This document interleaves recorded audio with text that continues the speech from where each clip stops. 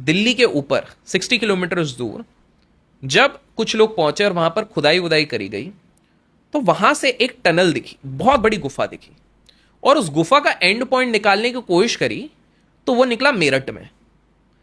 और बाद में जब इसको चेक किया गया तो महाभारत में इसका ऑलरेडी मेंशनिंग था। वेद व्यास जी ने ऑलरेडी मेंशन किया था कि 7000 वर्ष पहले इस तरह की एक गुफा थी। और ये क्या थी? लक्षागृह की गुफा।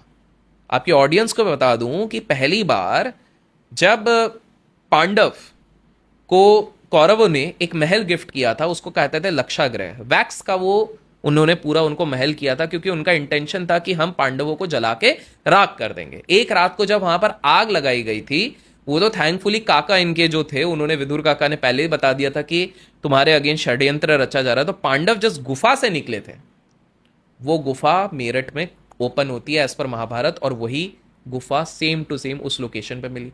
चलो एक गुफा से हम नहीं मानते हैं, उसी के थोड़े आगे जब एक्सकवेशन किया गया तो आप जान के हैरान हो जाओगे, 5000 वर्ष पुराना आपको एक योद्धा रथ, वॉरियर चैरियट बोलते हैं, उसके अवशेष मिले। और विदेशी साइंटिस्ट लोगों ने कहा कि भाई ये तो महाभारत के टाइम से मैच हो रहा है, ये तो महाभारत के ही है। उसी के थोड़े आगे मिले इतने बड़े बड़े भाले, इतने बड़े बड़े तलवार और इतने बड़े बड़े बो एंड एरो, ये सब महाभारत काल के निकले। उसी के ठीक थोड़े आगे एक 20 से 25 फीट के स्केलेटन मिला, घटोघच। अगर आप लोगों को पता होगा, भीम का पुत्र, ऐसा माना जाता है महाभारत में, वेद व्यास ने खुद ने लिखा है कि ये जब चलता था उसके सामने सब छोटे लगते थे। 25 फीट का, सोचो कितना बड़ा लगता होगा। तो ये भी चीज थी।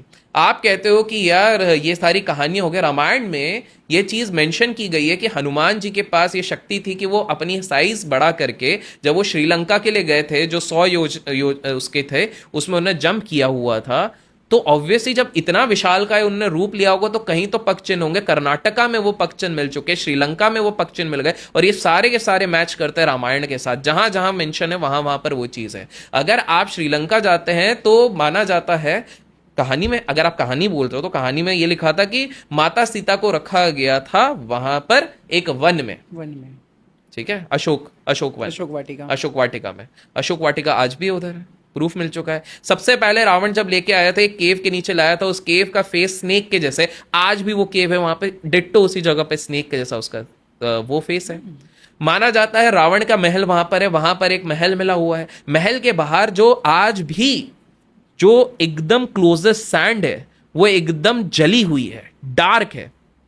याद कीजिए, हनुमान जी ने लंका दहन करी थी, और ये वहां पर टेस्टिंग करके पता करी गई है। तो ये वाला एविडेंस कहां से मिल रहा है? द्वारका का एविडेंस, ये तो साइंटिफिक था, जो मैंने आपको स्टार्टिंग में बताया, 1963 1962 के बीच में जो एक्सपेडिशन किया गया था, वो भी कहीं ना कहीं द्वारका भी एग्जैक्ट उसी हिसाब से मिली। चलिए, आप में से कुछ लोग बोलोगे कि लेकिन ये तो वेद व्यास ने हो सकता है कविता लिखी होगी। अब आप ध्यान से सुनिए, वहां पर उस समय पे कोई लेखक अगर लिखता था, अगर किसी को कविता लिखनी, क्योंकि कविता में हम बहुत चीजें बढ़ा देते हैं ना, क्योंकि ब्यूटिफाई करना रहता है, तो वो महाकाव्य बोल सकते थे, महाकथा बोल सकते थे। उन्होंने लिखा इतिहास, इतिहास एज इट इज, मतलब it just happened like that. Correct. वो अदरवाइज इतिहास क्यों लिखते हैं? और कोई व्यक्ति इतना फ्री हो सकता है? देखो, हैरी पॉटर में भी गिनती के 20-30 कैरेक्टर हैं, बाकी सर हजारों कैरेक्टर्स है भाई, यहाँ पे पूरी फैमिली ट्री बनी है।